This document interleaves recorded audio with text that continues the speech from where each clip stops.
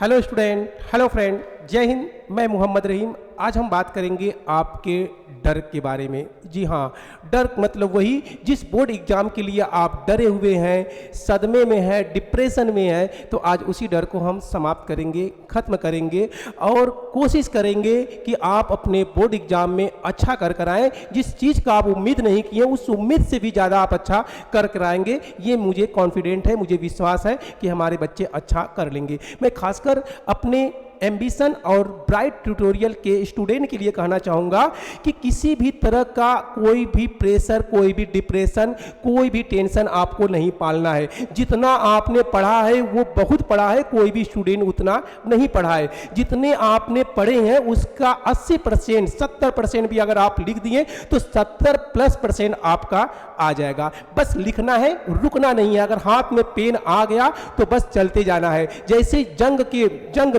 जंग में जब व्यक्ति उतरता है तो उसकी तलवार कंटिन्यू चलती है। जैसे ही तलवार रुकता है वैसे ही कोई और उस पर अटैक करके उसको गिरा देता है, उसको मार देता है। इसलिए जब बोर्ड एग्जाम में बैठ जाना तो बस लिखना है, उसके सिवाय आपको कुछ भी नहीं करना है। पूरी क्वेश्चन को टच करना है, कम ही सही मगर पूरी क्वेश्चन को टाइम को देखते हुए आपको करना है मैनेजमेंट के साथ।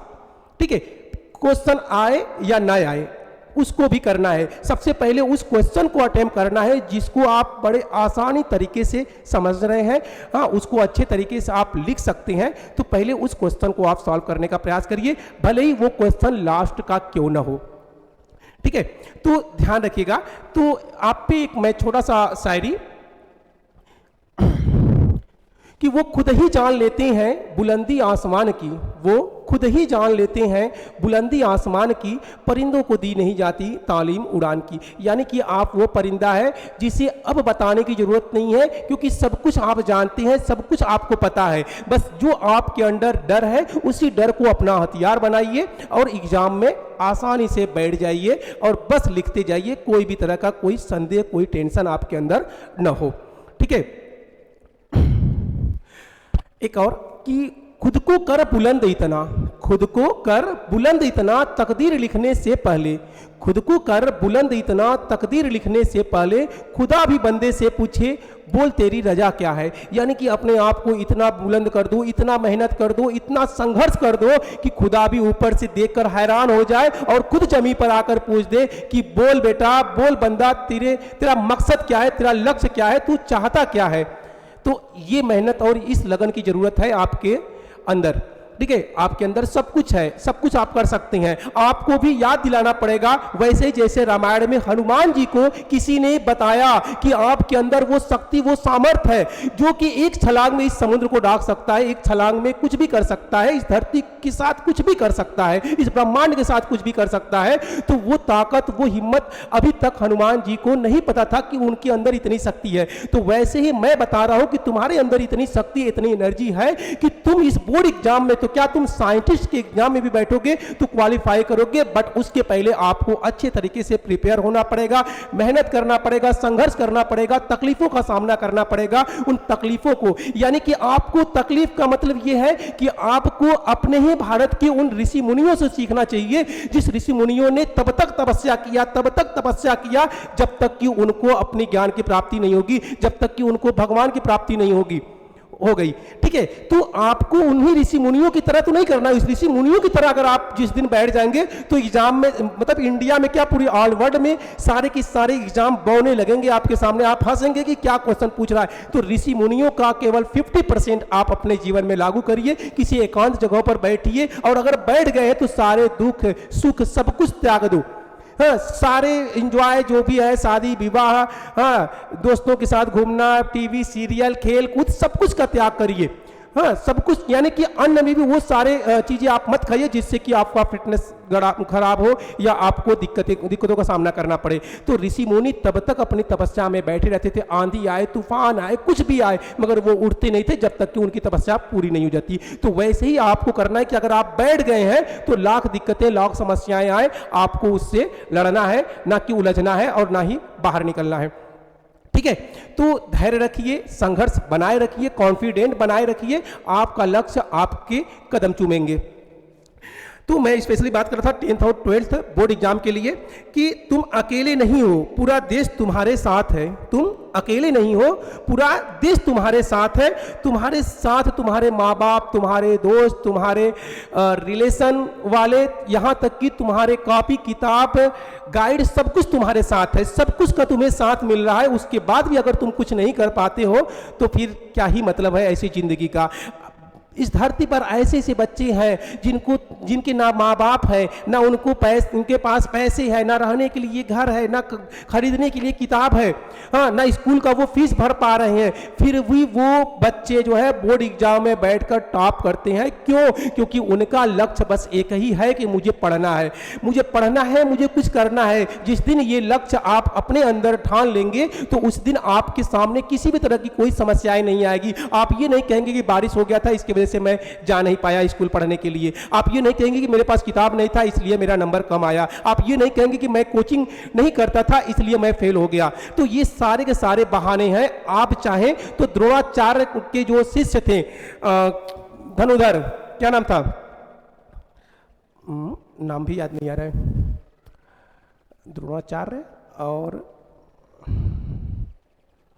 वो यार नाम मेरे दिमाग में क्यों नहीं आ रहा है, क्या नाम था भैया, एकलव्य। हाँ, द्रोणाचार्य के जो शिष्य थे एकलव्य। एकलव्य क्या थे? मतलब कि द्रोणाचार्य को बहुत घमंड था कि अर्जुन जैसा कोई भी धनुधर नहीं है। मगर जो एकलव्य थे उन्होंने क्या किया, उन्होंने जो है द्रोणाचार्य का मूर्ति बनाकर उन्हें अपना गुरु मानकर उन्होंने धनुर्विद्या सीखना शुरू किया। उन्होंने धनुर्विद्या सीखना शुरू किया। आगे आपको बताने की जरूरत नहीं है कि क्या हुआ था उनके साथ, कैसे द्रोणाचार्य ने बड़ी चतुराई से उनका अंगूठा मांग लिया था जिससे कि वो धनुष बाण न चला सके। ठीक है, तो आप द्रोणाचार्य के उस शिष्य से सीखिए जिनको वो पढ़ाने से, उनको शिक्षा देने से इनकार कर दिया, मगर उनके अंदर ये था कि मैं दुनिया का सबसे बड़ा धनुधर बन के दिखाऊंगा और वो ऐसा करके दिखाएं। तो बिना सुविधा का, बिना गुरु का, बिना शिक्षक का वो अगर ऐसा कर सकते हैं तो आपको तो सब कुछ मिल रहा है, आपके पास पूरी फैसिलिटीज है, फिर आप क्यों नहीं कर सकते? अभी भी वक्त है। अगर आप चाह गए तो बोर्ड एग्जाम में पास होना तो क्या, अगर सही तरीके से संयम से लिख दिए, जितना जानकारी है उतना लिख दिए और सही तरीके से लिख दिए तो आप खुद टॉप कर सकते हैं बोर्ड एग्जाम में। आप ये भ्रम मत पालिए कि जो पढ़ने में अच्छा होता है वही बोर्ड एग्जाम को टॉप करता है। आप इतिहास उठाकर देखिए कि क्लास का बहुत अच्छा स्टूडेंट बहुत अच्छा नहीं कर पाता है, बल्कि क्लास का वही जिस पर कि लोगों को बिलीव नहीं रहता है, जो मिडिल में रहता है, यानी कि ना तो बहुत तेज ना तो बहुत कमजोर, मगर उसका लिखने का तरीका, उसका संयम, उसका कॉन्फिडेंस उसको टॉपर बना देता है। जितने भी आईएएस टॉपर हैं आप उठाकर देख लीजिए, वो अपने स्कूल के टॉपर नहीं होते हैं, वो या तो फेलियर होते हैं या कम मार्क्स वाले होते हैं या गरीब परिवार के बच्चे होते हैं। ऐसे बच्चे ही आईएएस को टॉप करते हैं क्योंकि उन्होंने सीखा है संघर्ष, उन्होंने तकलीफों को झेला है और उस तकलीफ को आगे हमको न झेलना पड़े, हमारे फैमिली को, हमारे परिवार को न झेलना पड़े, इसलिए वो इस तरह से मेहनत करते हैं। तो जिसके जीवन में तकलीफ ही नहीं आएगा वो संघर्ष क्या करेगा? वो क्या जानेगा दुनिया में दुख और सुख क्या होता है, कैसी तकलीफें होती है, कैसी संघर्ष होती है।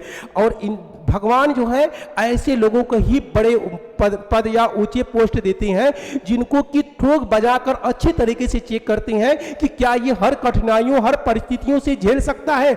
जब आप हर तरह की कठिनाइयों, हर परिस्थितियों को झेलते हैं, हर तकलीफों को झेलते हैं, हर संघर्ष को झेलते हैं, दुनिया आप पर जब हंसती है उसको आप झेलते हैं, अपने रिश्तेदार, अपने पर्दार, अपने परिवार सबको झेलते हुए भी जब आप अपने मुकाम तक पहुंचते हैं तो ईश्वर भी समझ जाता है कि ये बंदा हर माहौल में ढल सकता है, इसे ऊंचा पद भी मिलना चाहिए, इसे ऊंचा पोस्ट मिलना चाहिए।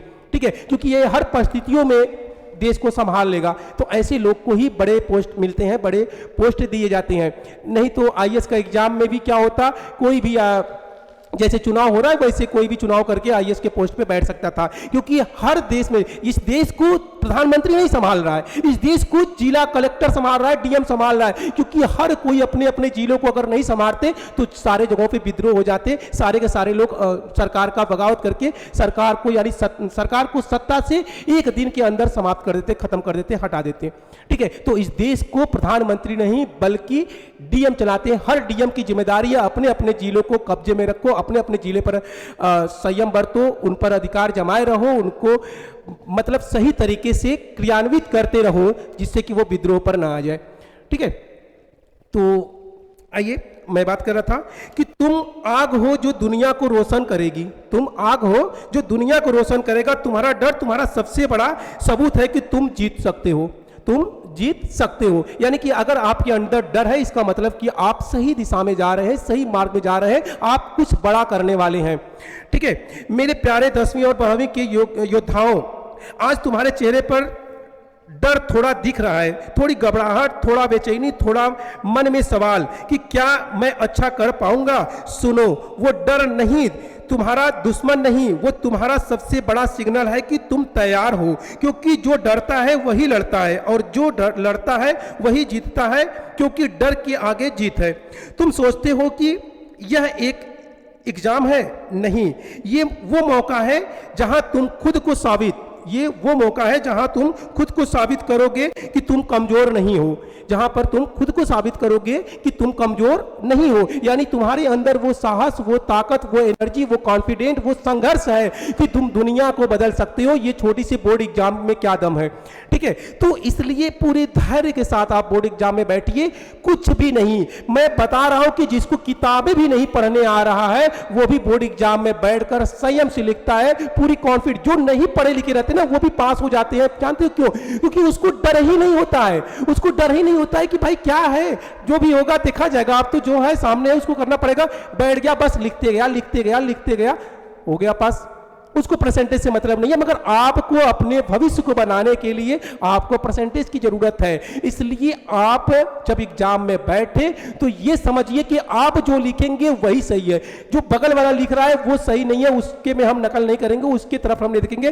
कभी कभी हम आता हुआ क्वेश्चन को भी दूसरे में के चक्कर में पड़ जाते हैं, दूसरे की तरफ देखने लगते हैं और मुझे लगता है कि वो मेरे से बेटर लिखा हुआ है, जबकि वो ये सोचता है कि मेरे से बेटर ये लिखा है। वो आपसे नकल करने की फिराक में रहता है और आप उसकी नकल करने की फिराक में रहते हैं। जो जिसका पहले पा जाता है वो लिख देता है और बाद में समझ में आता है यार उससे बेटर तो मैं खुद ही लिखा था, मैं झूठी उसके चक्कर में पड़ गया। ठीक है, तो इसलिए किसी के चक्कर में मत पड़ो, आप जो लिखेंगे वही सॉलिड है, आप किसी को मत देखिए, बस लिखते जाइए लिखते जाइए लिखते जाइए। वो पेड़ आता था ना, लिखते लिखते लव हो जाए, तो बस वही आप लिखते जाइए, आपको प्यार हो जाएगा उस बोर्ड एग्जाम से, जिस बोर्ड एग्जाम से आप डर रहे हैं, जिस पेपर से आप डर रहे हैं। ठीक है, तो इसलिए संघर्ष करो, संघर्ष ही सब कुछ है। तुम वो हो जिसके सपने बड़े हैं, तुम वो हो जो अपने मेहनत से माँ बाप का ही नहीं देश का नाम रोशन कर सकते हो। याद रखना, टॉपर्स बनने के लिए 100% मार्क नहीं चाहिए, बस 100% मेहनत चाहिए। ठीक है, जो टॉपर्स बनते हैं वो 100% मार्क्स लाकर नहीं बल्कि 100% मेहनत पर फोकस करते हैं। वो इस पर फोकस नहीं करते कि मुझे 100% जो है नंबर लाना है, मार्क्स लाना है। वो मेहनत करते हैं 100% अपना, कि अगर हम 100% देंगे तब बोर्ड वाले हमको 100% देंगे। तो इसलिए आप 100% मेहनत करिए, 100% मार्क्स के चक्कर में मत पड़िए। ठीक है, अगर आपको रात में नींद नहीं आ रही तो वो नींद नहीं, सपने की आगाज है। बहुत सारे बच्चे होते हैं कि बहुत डिप्रेशन में आए थे, परेशान हो जाते हैं, रात में उनको नींद नहीं आती है, तो उनको लगता है कि यार क्या मेरे साथ हो रहा है, मैं तो सो भी नहीं पा रहा हूँ, मुझे नींद भी नहीं आ रहा है। तो आप समझ जाइए कि वो सपने नहीं, वो बल्कि आपकी कामयाबी का एक आगाज है, आपको एक संकेत दे रहा है कि आप कुछ बड़ा करने वाले हैं। आप पूरी तैयारी कर रहे हैं सुबह में, यानी कि जिसके अंदर जोश होता है, एनर्जी होता है, जीतने का जज्बा होता है ना, ऐसे लोगों को ही नींद नहीं लगता है। ऐसे लोगों के अंदर उत्साह होता है कि कब सुबह हो और मैं मैदान में उतर जाऊं और जंग में जीत जाऊं। तो वही चीज आपके अंदर चल रहा है। आपको अंदर अगर डर है तो डर इस बात का है कि मैं क्या करने वाला हूं, कहीं कुछ मैं बड़ा तो नहीं कर दूंगा। और सोच लिए कि अगर आप टॉप कर गए तो उम्मीद करिए, सोचिए कि बोर्ड एग्जाम में जब आप टॉप करते हैं तो आपके घर पे मीडिया वाले आ जाते हैं, पूरी रिश्तेदारी से फोन आ जाता है, जो आपसे दूरियां बनाते हैं वो भी आपके पास सेल्फी लेने के लिए चले आते हैं। आपके माँ बाप का सर ऊंचा हो जाता है, लोग उनसे अपना व्यवहार बनाने लगते हैं। पूरी मीडिया में शोर होता है, सोशल मीडिया में पूरा शोर हो जाता है, पूरी इंडिया में आपका फोटो जो है वो वायरल होने लगता है। तो आप फील करके देखिए कि वो कैसा माहौल होगा, कि आपके घर पे कितने सारे मीडिया वालों का लाइन लगा होगा। आपके थोड़े से मेहनत करने की वजह से आपका भविष्य, आपके परिवार का भविष्य, आपके माँ बाप का भविष्य, आपके माँ बाप का सर ऊंचा हो जाएगा। तो थोड़ा इस बात का भी ख्याल रखिए कि उनको भी ये फील हो कि नहीं, मैंने जो मेहनत किया अपने बच्चों को पढ़ाने में वो आज कामयाब हो गया, आज वो सक्सेस हो गया।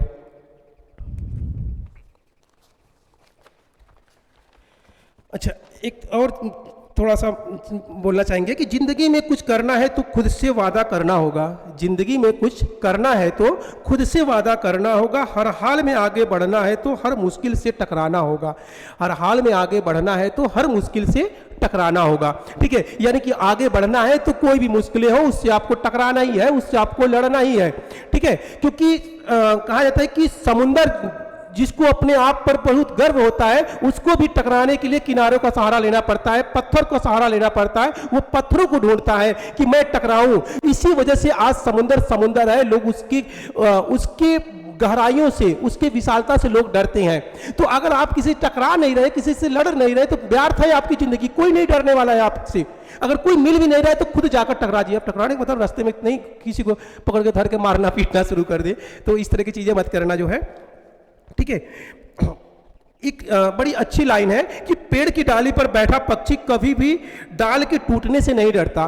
पेड़ की डाली पर बैठा पक्षी कभी भी डाली के टूटने से नहीं डरता। क्यों? क्योंकि उससे अपने उस डाली पर नहीं बल्कि अपने पंख पर भरोसा है। यानी कि डाली टूट भी गया तो हम अपने पंख के सहारे उड़कर किसी दूसरे डाल पे बैठ जाएंगे। इसी तरह आपको खुद पर विश्वास होना चाहिए, किसी दूसरे पर नहीं, किताबों पे नहीं, गाइड पे नहीं, टीचरों के द्वारा लिखे हुए शब्दों पे नहीं, बल्कि खुद से पढ़े हुए, खुद के विचारों को आप उसमें डालिए। टॉपर वो है जो खुद के विचारों को प्रस्तुत करता है, ना कि किताबी भाषा या टीचर के द्वारा बताया हुआ लिखा हुआ कुछ नहीं। जब आप एग्जाम में बैठते हैं तो आपने जो चीजें पढ़ा है, चाहे वो गाइड से पढ़ा है, चाहे वो किताबों से पढ़ा है, चाहे वो टीचर के माध्यम से पढ़ा है, चाहे वो कोचिंगों में पढ़ा है, उन सबको मर्ज करके एक अच्छा सेंटेंस, एक अच्छा तरीका आप चॉइस करके अपने अकॉर्डिंग लिखिए। जो अपने अकॉर्डिंग लिखता है, लोगों से भिन्न लिखता है, वही बच्चा जो है टॉप करता है। ठीक है, तो इस चीज को आप ध्यान रखिएगा। झूठी शान के परिंदे ही ज्यादा फड़फड़ाते हैं।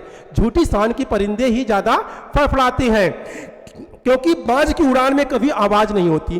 ठीक है, तो जो फड़फड़ाता ज्यादा है कि मैं ये कर लूंगा, मैं वो कर लूंगा, वास्तव में वो लाइफ में कुछ नहीं करते हैं। क्योंकि जो फड़फड़ाती नहीं है वही लाइफ में ऊंचाइयों तक जाता है। एग्जाम्पल के तौर पे बाज को कभी आप फड़फड़ाते हुए नहीं देखे होंगे, और वो सीधा कहां पर उड़ता है? ऊंचाइयों पर उड़ता है, बाज ऊंचाइयों पर। और छोटे छोटे जो परिंदे होते हैं ना, वो उड़ते कम है और फड़फड़ाते जाते हैं। तो आपको फड़फड़ाना नहीं है, उस बाज की तरह बनना है जो बिना आवाज किए उन ऊंचाइयों तक को छू जाए। उसके बाद दुनिया आपको देखने के लिए नजर को झुकाए नहीं, नजर को उठाए, उठाकर आपको देखे, और उठाकर देखने के बाद फिर नजर आपके सामने झुका दे। तो ऐसे बनना पड़ेगा, उस बाज की तरह आपको बनना पड़ेगा, जिससे कि आप लाइफ में कुछ कर सके।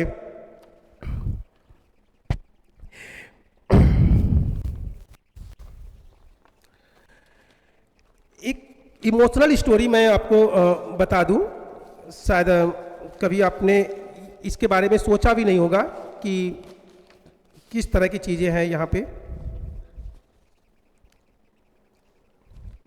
एक मिनट, टाइम कितना होगा? सॉरी, मैं इस लेक्चर को यहीं पर समाप्त करता हूँ। नेक्स्ट लेक्चर में मैं तीसरा पार्ट इसका लेकर आऊँगा, और उसमें हम आपको कुछ और मोटिवेशनल बातें करेंगे, जिससे कि आपके अंदर कॉन्फिडेंट बना रहे। तब तक के लिए जय हिंद, जय भारत।